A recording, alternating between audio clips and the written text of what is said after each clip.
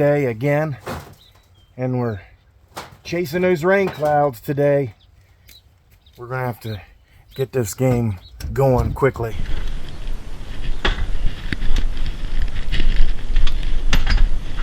Also, my door broke.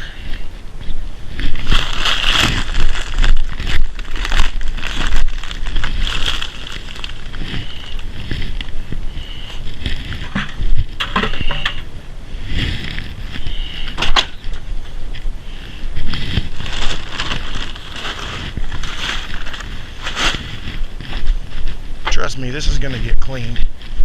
We just have other things that gotta get cleaned first, so this is a little bit further down on the priority list at the moment.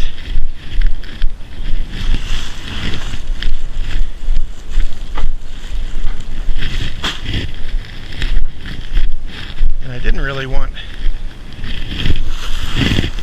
to battle the rain and the mud, but what I should have done yesterday, I ended up doing today with the gathering of the feed.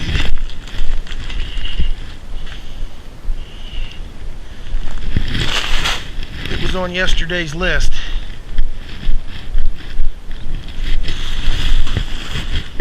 but I chose not to do it.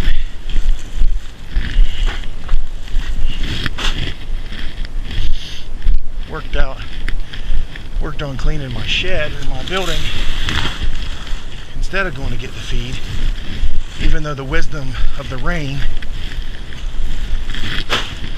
told me that I needed to get it yesterday.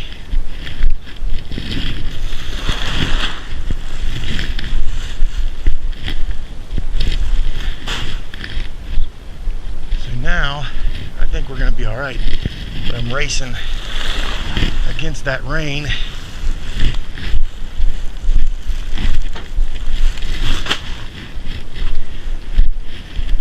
In fear of my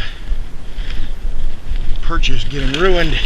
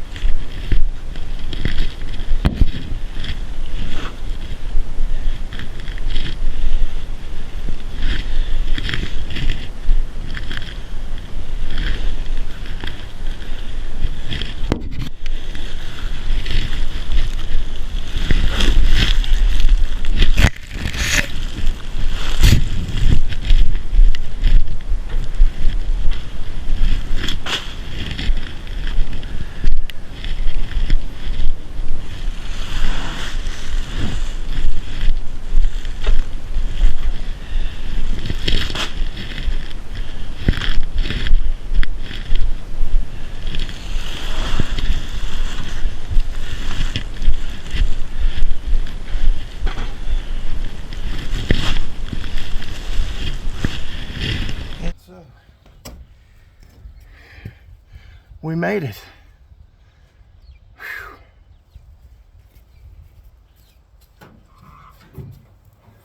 Whew.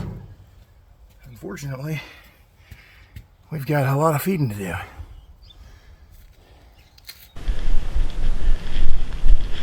Maybe you can hear that eastern meadowlark. Spring of the year. Well, it didn't seem like spring the other day.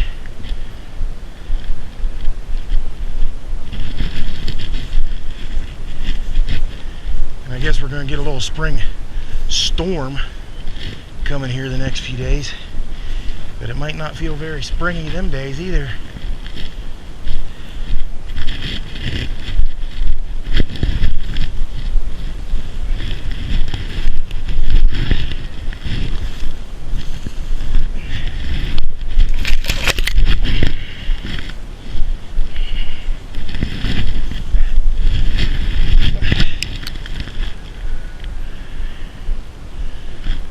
come get it, girls, before she gets rained on.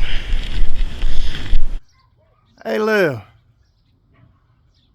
why are people so tired on April 1st?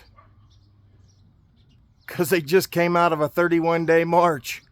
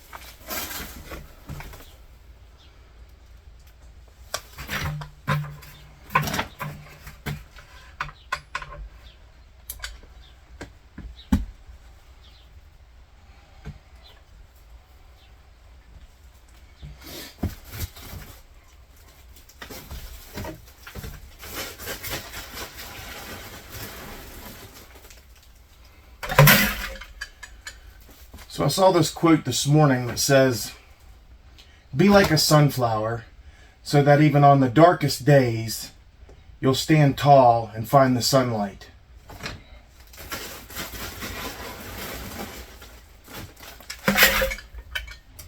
And I think that that presupposes the wrong starting point. Because I'm sure many of us opened our doors yesterday or looked out our windows yesterday and gave a disheartened sigh at the snow-covered ground and the biting cold in the air. No doubt you have seen my spirits rise when the sun is shining, but my mood can be equally dark even on the most beautiful days. My own effort cannot and does not raise me above the gloom. I must start with the giver of the sun to appreciate what has been given to me.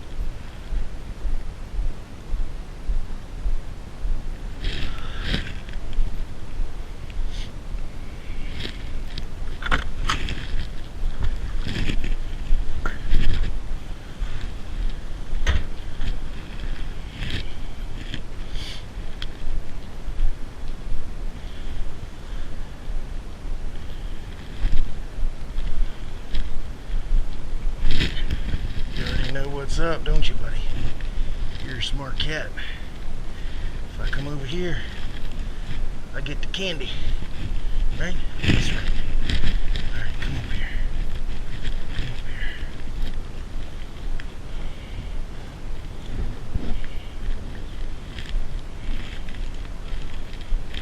Come over here. Put your head over there, bud.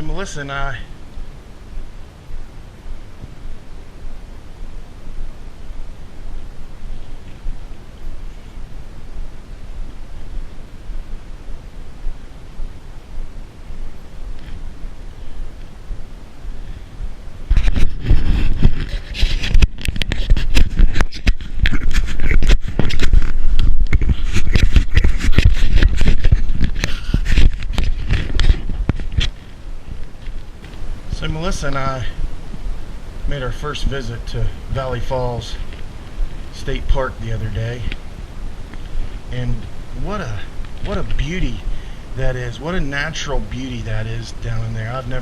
We have never been down in there before, so we got to go down in there and appreciate that deep canyon and just the hills that rise above on both sides, and just appreciate the beauty of the place. And then to think about the history, what a remarkable history that has with all the settlement that's gone on there for the last 200 years or so, and the industry that happened there. And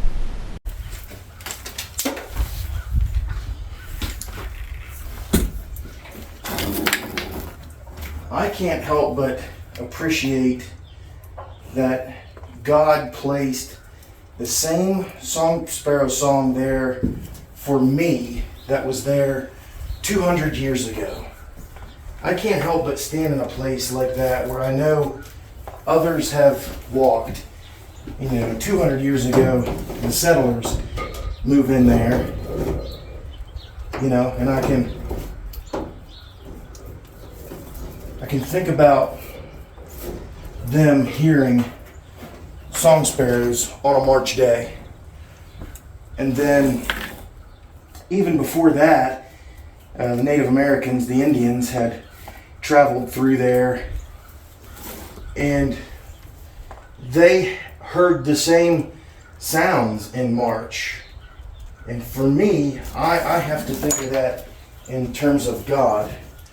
The Creator placed that for me. The Creator did those things for me. So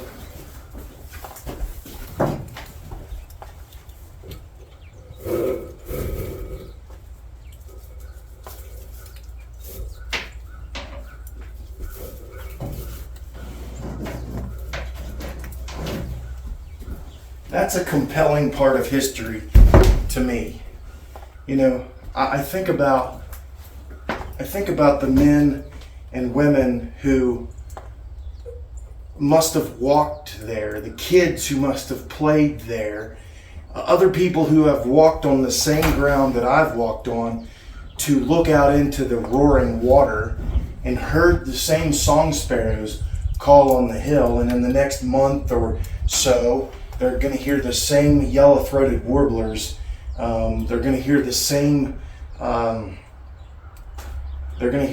eastern phoebes. They're going to hear the same birds that I hear, and they're going to walk on the same ground that I've walked on. I see God in those moments. That's how, if I'm going to stand tall like a sunflower, I have to do it in appreciation of the Creator.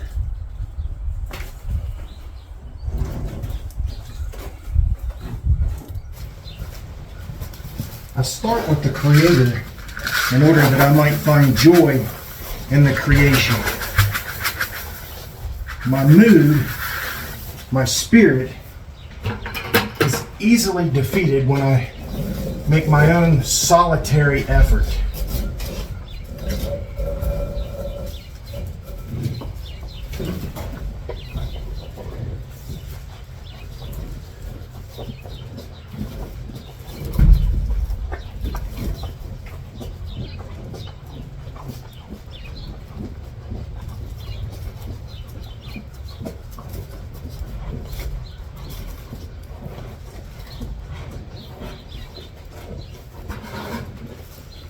J.C. Ryle has a quote that says something to the effect that for a man to find true happiness, he has to have sources of gladness that aren't dependent upon things of this world.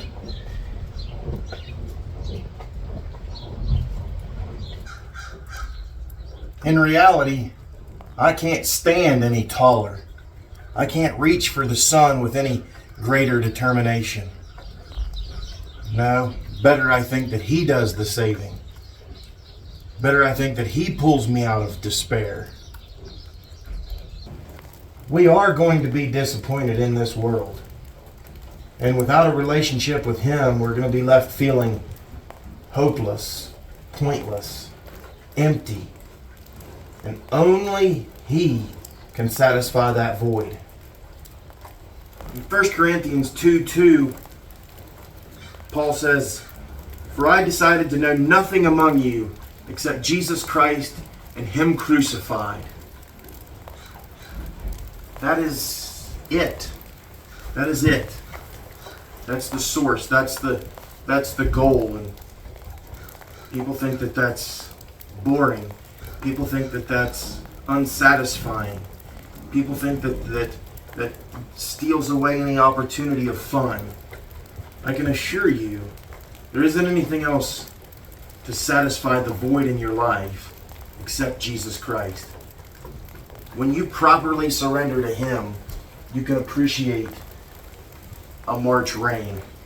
When you're so anticipating the warmth of April and May, when you want to see the glowing sun and you want to feel it on your skin, and here comes the snow, and here comes the wind, and here comes the rain.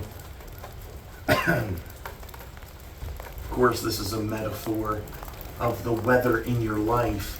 When you think all is going well, when you think that you are on cloud 9 and the bottom falls out. And what do? Where do you go? There aren't enough drinks that you can have to wash it away. There aren't enough smokes that you can have to cloud it away. You can only wallow in self-pity for so long before you realize that you are not going to dig yourself out of this mess. It's pride. Pride tells us that I can do this. I can accomplish this thing. I'm the master of me. As soon as we surrender ourselves, as soon as we understand that He is the provider, He is the source, He's the one that gives the comfort, then we can appreciate. We can look around us and say, how glorifying this is. How wonderful it is that you've provided this for me. Alistair Begg has a quote that says, "The world will only ever change, or the world will only ever be changed when we are changed ourselves. The world will only ever be changed when we are changed ourselves." We look at our own personal conditions and wonder, when will it get better? Well, it may never get better. But what is the source of your joy? Maybe you won't be rich and famous. Maybe you won't have better this or better that. Boy, if you are stuck in that position, you have nowhere to go. You're at the bottom. There's nothing left for you. He's the one that provides the way out. He's the one that provides the source of our comfort. The more and more I feel myself submit to that, the better off I feel. The better I feel. What does it matter? If you read Ecclesiastes, it tells you about all this is going to be gone. Everything that you build, everything that you gather up is going to be squandered away, or it's going to deteriorate. Nothing is permanent here. So why not cherish the real things that He gives us? Our family, love. Nobody can steal that away. You just can't steal that away. If you give it freely, it's just coming from you, and it doesn't matter what the other person does. Why not look to Him for eternity? Why not depend on that? Instead of clinging to this earthly passion that you have. I really like this thing, or I really like that thing. and it only lasts a moment. You know, we're going to talk about, this Sunday is the triumphal entry. This is Palm Sunday, the triumphal entry. We're going to talk about this week Jesus coming in as the long-awaited King. And then next week we're probably going to get real serious about Easter. We're going to get real serious about what happens during that Easter week. Probably each day we'll take another little topic and things that I just don't have time on a Sunday morning to delve into. Why not turn away from all that pride that tells you that you can do this on your own, that you are a good enough person? I'm not a good enough person. Mother Teresa wasn't a good enough person. Nobody was. The apostles were not good enough people. Nobody that has ever lived has been a good enough person. Christ alone was perfect. That's it. End of story. Christ alone was perfect. Why not get rid of that pride? Why not set yourselves down in a church this Sunday and next? And I appreciate people join on Facebook churches and things like that, but it is not the same. And you are denying, you're living in denial. You refuse to bend your knee to Him. Why not surrender that pride and bring yourself before Him, fully before Him, letting Him have charge of your life, that you see that I can still have fun. I still have a lot of fun. I enjoy a lot of things that God has given me in this life. I enjoy eating at a place called Jolly Rogers up in Port Clinton. A lot of these things might be surrounded by food. I enjoy driving the back roads in Holmes County. I enjoy driving the back roads right here where I'm from. I enjoy walking around city streets and a different feel for what I'm into. I enjoy life. I enjoy these things, and I hate when the black dog comes visiting me. I hate feeling down and depressed, and I know it's when I've given control over to somebody else. I've either tried to seize control for myself from Him, or I've allowed the devil to come in and whisper in my ear things that aren't true. When I surrender myself to Him, when I give myself to Him, I know where I'm headed. I know where I'm going. He provides for me. He delivers me. Friends, it's a very important time of year. It's an important time of year that should call you to recognition. Sure, spring is here. Sure, things are greening up, and we're going to have fun, and we're going to enjoy things, and we're going to put faith in the planting of a crop that it'll grow, that we can feed our animals or feed ourselves. A couple thousand years ago, something real special happened. He went to the cross on my behalf and on yours. And on the third day, the tomb was empty.